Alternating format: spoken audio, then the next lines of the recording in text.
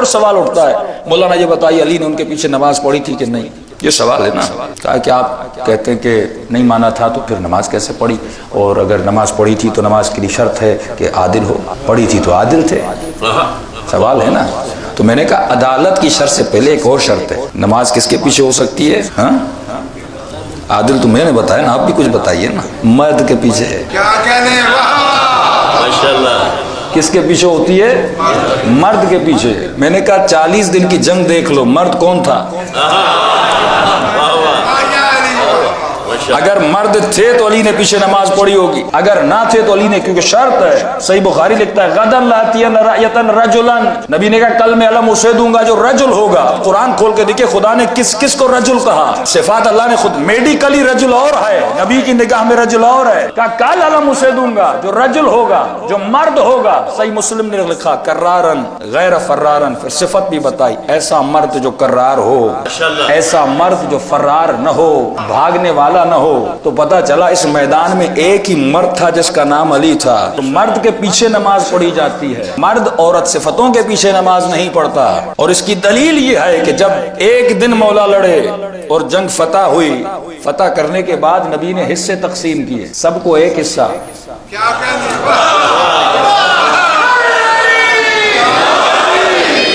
علی کو 2 حصے ملے، ایک حصہ علی کو کتنے؟ 2 حصے ملے۔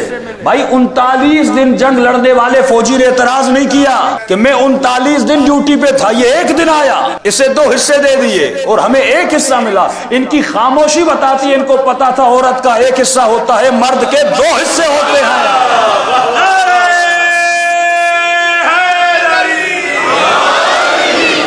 تاریخ اسلام بول رہی اگر انسان عقل کے میدان سے داخل ہو جائے تو عقل بہتی ہے کہ قاتل کو قاتل کہو، مقتول کو مقتول کہو، ظالم کو ظالم کہو، مظلوم کو مظلوم۔ بہت آسان ہے، واللہ بہت آسان ہے۔ آپ چند چیزیں لے لیں اور ان کی عقلوں کو جھنجھوڑ سکتے ہیں آپ۔ ہمارے ایک مولانا ایک عبارت سنا رہے تھے کہ عجیب روایت ہے کہ وہ اپنی کتابوں میں لکھتے ہیں کہ معاویہ رضی اللہ عنہ نے علی رضی اللہ عنہ سے جنگ کی، اور معاویہ رضی اللہ عنہ نے ادے رضی اللہ عنہ کو قتل کیا، اور رضی اللہ عنہ کو جب قتل کیا تو جس کی محبت میں قتل کیا وہ علی رضی اللہ عنہ تھے، چاروں رضی اللہ عنہ۔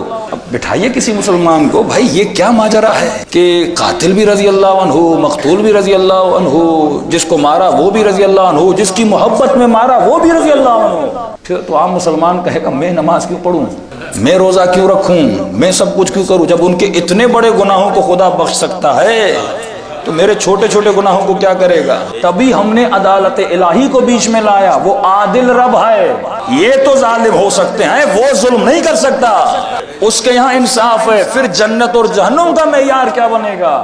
پھر جزا اور سزا کے قانون کا کیا ہوگا کہ جو مارے اسے بھی جنت میں بھیج دو، جو مر جائے اسے بھی جنت میں بھیج دو۔ اور اسی سلسلے کو روکنے کے لیے حسین نے قیام کیا، کہیں یہ نہ ہو کہ کل کہہ دیں کہ یزید بھی رضی اللہ عنہ تھا۔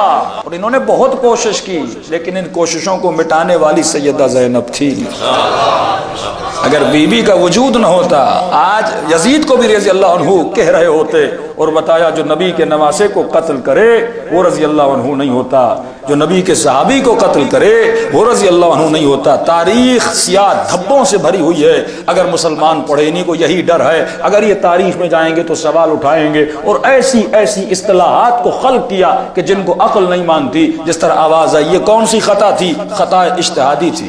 شیعہ اگر ماتم کرے تو بدعت، شیعہ اگر عزاداری کرے تو بدعت، شیعہ اگر گریہ کرے تو بدعت۔ لیکن ہم نے کہا فلاں صحابی نے اذان میں فلاں جملے کا اضافہ کر دیا، فلاں صحابی نے یہ عبادات میں اضافہ کیا، کہاں کی تو بدعت ہے لیکن بدعت حسنہ ہے، اچھی بدعت ہے۔ عقل کو دیکھیے، جب بچانے پر آئیں تو انسان کتنا گر جاتا ہے، لیکن عقل کہتی ہے بدعت بدعت ہوتی ہے۔ یعنی میں ایسے کہوں گناہ تو کیا ہے لیکن اچھا گناہ کیا ہے، جھوٹ تو بولا ہے لیکن اچھا جھوٹ بولا ہے۔ یہ کون بتائے گا؟ اگر کوئی بے وقوف ہو تو ان کی باتوں میں بہلا جا سکتا ہے، یا جس کی عقل نقل والی ہو، بات کو دیکھ کر اپنے دین کو چلے پھرے، ماں کو دیکھ کر اپنے دین کو کنٹینیو رکھے، قبیلے کو دیکھ کر، سوسائٹی کو دیکھ کر اپنے دین کو کنٹینیو رکھے۔ لیکن نبی فرماتے نہیں نہیں، اللہ کی آواز آتی ہے، ان بت پرستوں کا دین اس لیے قابل قابل قبول نہیں تھا، کیونکہ یہ آباء و اجداد کے دین پہ تھے۔ جب وہ رب کہتا ہے کہ لا اکراہ فی الدین، میرے دین میں نہ جبر ہے، میرے دین میں نہ زبردستی ہے، فرماتے اگر میں خدا تمہاری سمجھ میں آتا ہوں تو پھر مجھے سجدہ کرنا،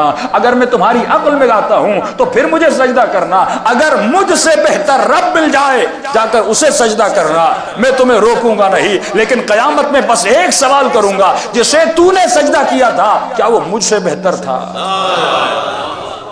کیا وہ مجھ سے اعلیٰ تھا؟ تو انسان جواب نہیں دے سکے گا۔ وہاں پہ جو فیصلہ کرے گا خدا عقل سے کروائے گا، زندگی میں جو تو کام کر رہا تھا وہ کام بتا عقلاً صحیح تھا کہ نہیں؟ زندگی میں جو تو کام کر رہا تھا، عقل کہتی ہے کہ بقا کا ساتھ دینا، فنا کا ساتھ نہ دینا۔ انسان جب فنا کے پیچھے جاتا ہے، فرمایا زندگی یزید کو بھی ملی، زندگی آقا حسین ابن علی کو بھی ملی۔ یزید نے زندگی کو لے لیا دنیا کی، حسین نے دنیا کی زندگی کو قربان کیا، آخرت کی زندگی کو دیا۔ اور مولا فرماتے جب میں نے بقا کا ساتھ دیا تو آج دیکھ لینا حسین باقی ہے، یزید فنا میں بدل گیا۔ یہی جملے میرے آقا زادی زینب کے، یزید تو آج کو دیکھ رہا ہے، آج فنا ہونے والی چیز کا نام ہے۔ تبھی خدا والعصر ان الانسان لفی خسر کا قسم کھاتا ہے، مجھے وقت کی قسم ہے، وقت کو فنا ہے، وقت ختم ہوتا ہے۔ آج عارف کاظمی اس منبر پر ہے، اللہ جانے 10 سال زندہ بھی ہو کہ نہیں، آپ میں سے کوئی ہو کہ نہیں۔ 100 سال کے بعد امام بارگاہ تو باقی رہے گا، لیکن ہم یہاں پہ باقی نہیں رہیں گے، خطیب بدلتے رہیں گے، سننے والے بدلتے رہیں گے۔ اس کا مطلب یہ ہے کہ دنیا کو فنا ہے، دنیا نام ہی ختم ہونے والی چیز کا ہے، اور بقا ہے تو آفٹر دا ڈیتھ، مرنے کے بعد کی زندگی کو بقا ہے، جہاں پہ روح باقی رہتی ہے۔ تو یزید نے فنا کو لیا، حسین نے بقا کو لیا۔ اور یہی جملے میری آقا زادی زینب نے دربار یزید میں کہا کہ اے دربار یزید، اے اپنے لشکر پر ناز کرنے والے، اے اپنے تخت پر ناز کرنے والے، ایک دن آئے گا نہ تیرا لشکر رہے گا نہ تیرا تخت رہے گا، پر دیکھنا شہر تیرا ہوگا، پہچان علی کی بیٹی کے نام سے جائے گا۔ اور محمد والے محمد صلی